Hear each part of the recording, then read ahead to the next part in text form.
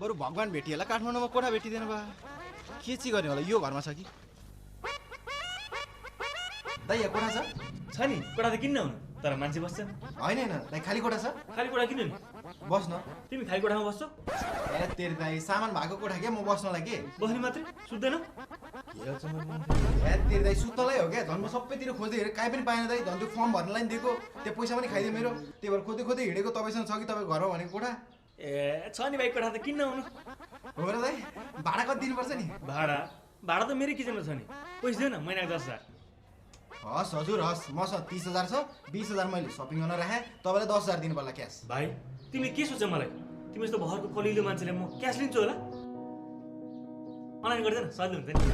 अहिले यस्तो अनलाइनको जमाना छ कुन ब्याङ्क हो नि तिम्रो ग्लोबल आयो नि ए भाइ तिमी आजबाट मोबाइल ब्याङ्क चलाउन थालिहाल अहिले झन् अफर पनि चलिरहेछ तिमी ग्लोबल स्मार्ट प्लसबाट ग्लोबल आइएम बाहेक अरू कुनै ब्याङ्कमा हजारभन्दा बढीको ट्रान्जेक्सन गर्यो भने 20,000 को सपिङ भजर जित्ने मौका छ क्या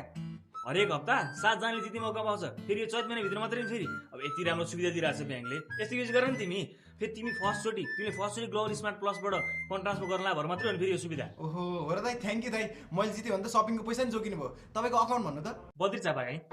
ए दाइ मैले ब्याङ्क अकाउन्ट भनेको दाइ फेसबुक अकाउन्ट भने होइन ठिक छ पहिला रुम चाहिँ हेरौँ त ल ओके भाइ कता यता जो हिँड्यो नि स्याङ्जा स्याङ्जा के बदल स्याङ्जा दाइ अनि तिमीले मेरो घर पढ्न चाह्यो भने त उहाँ स्याङ्जामा खाल्छु मेरो घर स्याङ्जा हो नि त यहाँ त म भारतीय बसिरहेको छु कहाँ छ काठमाडौँ ठाउँमा